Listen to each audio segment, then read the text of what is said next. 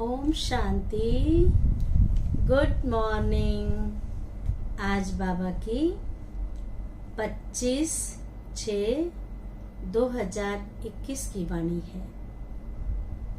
आज बाबा ने सुनाया कि अगर 21 जन्मों के लिए सदा सुखी बनना चाहते हैं, 21 जन्मों के लिए स्वर्ग में जहाँ हेल्थ, वेल्थ, हैप्पीनेस होगी, ऐसी दुनिया में जाने के लिए पूरा बलि चढ़ना होगा।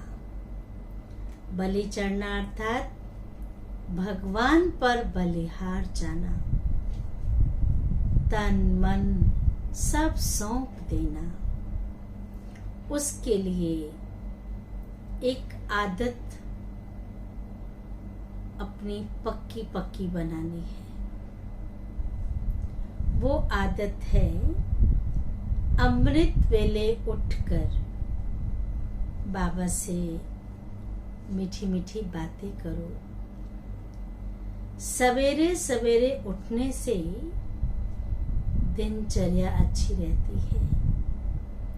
कहते हैं प्रभात के समय भक्त लोग भी भगवान को याद करते हैं।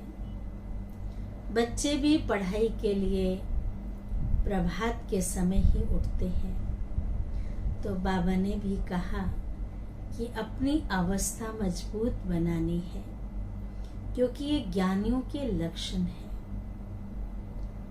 कि अमृत वेले जब हम परमात्मा से वरदान लेते हैं, शक्तियां लेते हैं, तो उसके लिए अपनी स्थिति को बहुत मजबूत बनानी है।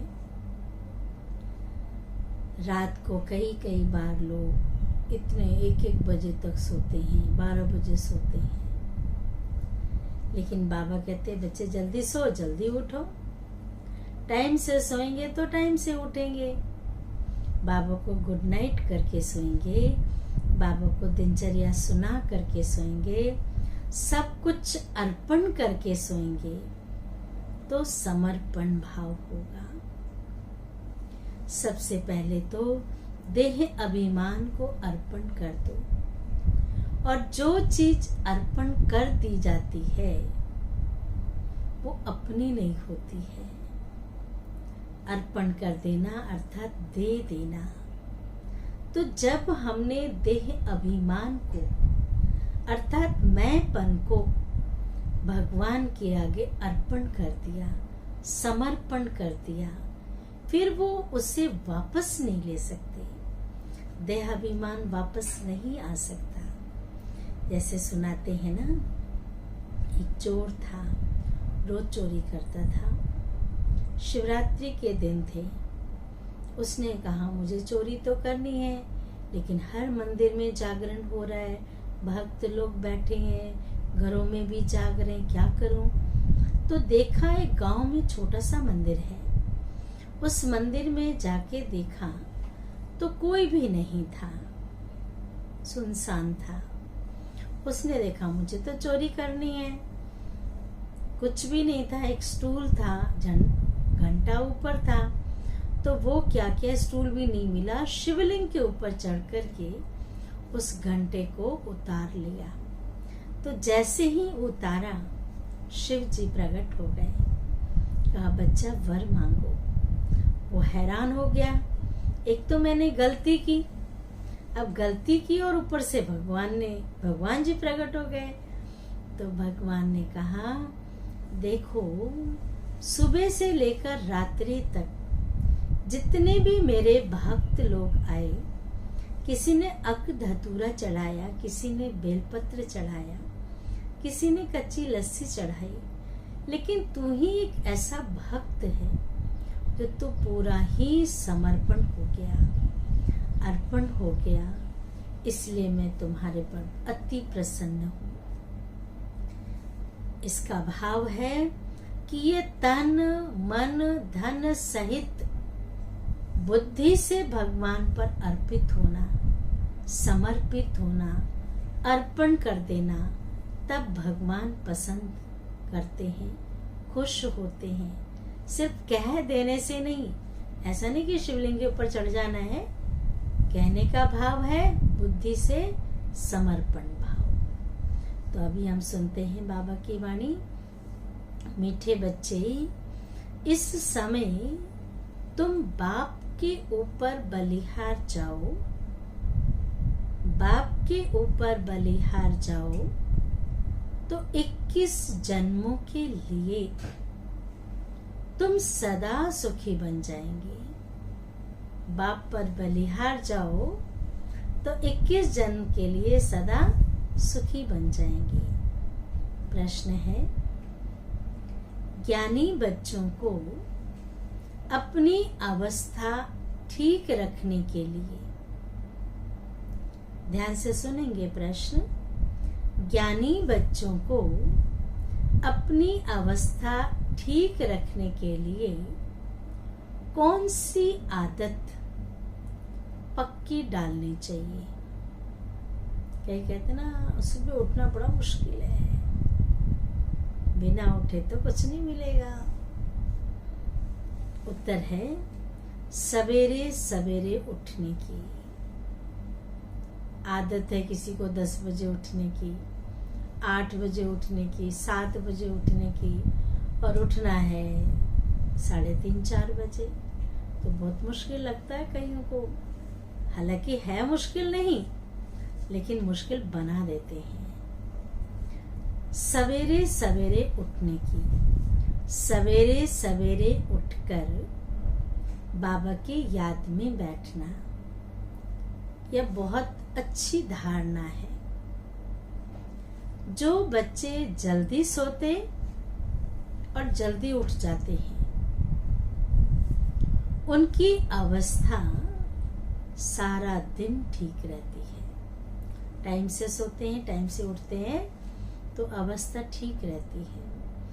अज्ञानियों की नींद से ज्ञानी बच्चों की नींद आधी होनी चाहिए। 3-4 घंटे की नींद बहुत है। 10 बजे सो जाओ, 2 बजे उठकर बैठो। मम्मा चाहे वो 10 बजे सो रही है, 11 बजे सो रही है, 12 बजे सो रही है, लेकिन उनका नियम था कि 2 बजे उठ करके योग करती थी। ये नहीं कि बेड पे ही बैठ करके योग कर, अलग 2 से 3 वो योग करते थे। और 3 बजे फिर जो दादियां नीचे रहती थी, मम्मा ऊपर रहते थे, तो फिर वो 3 से 4 तक बच्चों को पूरी दृष्टि देती थी। और पूरे एक माँ है ना, तो मम्मा तो बाबा ने कहा 2 बजे उठकर बैठो। गीत है, मुझको सहारा देने वाले दिल कहे तेरा शुक्रिया। धारणा के लिए मुख्य सार है, पहला है 21 जन्म सदा सुखी बनने के लिए एक बाप पर पूरा पूरा बलिहार जाना है। श्रीमत से श्रेष्ठ बनना है। बाबा की जो श्रीमत है, अर्थात श्रेष्ठ ते श्रेष्ठ मत है, जिस मत पर चलने से हम श्रेष्ठ बनेंगे। मन मत व पर मत को त्याग देना है, क्योंकि मन मत हमें परेशान करती है, दूसरे की मत भी परेशान करती है। तो दोनों ही मत छोड़ एक श्रीमत पर चलना है। तो मन मत व पर मत को त्याग देना है, कोई अवज्ञा नहीं करनी है। अवज्ञा माना श्रीमत के विरुद्ध कोई कार्य नहीं करना है। जो कार्य भगवान ने मना किया कि ये कार्य नहीं करो, इसमें नुकसान है, तो वो कार्य नहीं करना है, वो अवज्ञा हो जाती है। दूसरा है सवेरे सवेरे उठकर याद में बैठ कमाई करनी है। सृष्टि को स्वर्ग बनाने की सर्विस कम से कम, सृष्टि को स्वर्ग बनाने की सर्विस कम से कम 8 घंटा जरूर करनी है। वरदान है, देह के भान को अर्पण कर, देह के भान को अर्पण कर समर्पण होने वाले योग युक्त बंधन मुक्त भव। विस्तार बहुत सुंदर है, ध्यान से सुनेंगे। जो देह अभिमान को अर्पण करता है, उनका हर कर्म दर्पण बन जाता है। कभी उनके मन में छल कपट नहीं आएगा, किसी के प्रति नफरत नहीं होगी। दर्पण कभी झूठ नहीं बोलता है, दर्पण स्पष्ट होता है, तो उनका दिल दर्पण बन जाएगा। जैसे कोई चीज अर्पण की जाती है, तो वह अर्पण की हुई चीज, अर्पण की हुई चीज अपनी नहीं समझी जाती। दे दिया ना। तो देह के भान को भी अर्पण करने से, देह को अर्पण नहीं, लेकिन उसका जो अभिमान है ना, उसको अर्पण करने से जब अपनापन मिट जाता है, तो लगाव भी मिट जाता है। जहाँ अपनापन नहीं, वहां लगाव भी नहीं। उन्हें ही संपूर्ण समर्पण कहा जाता है। ऐसे समर्पण होने वाले, मन बुद्धि से समर्पण होने वाले सदा योग युक्त और बंधन मुक्त होते हैं। उनका हर संकल्प, हर कर्म युक्ति युक्त होता है।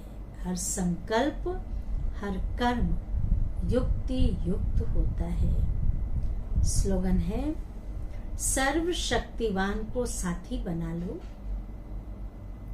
सर्वशक्तिवान को साथी बना लो, तो सफलता आपके चरणों में आएगी। सफलता आपके चरणों में आ जाएगी।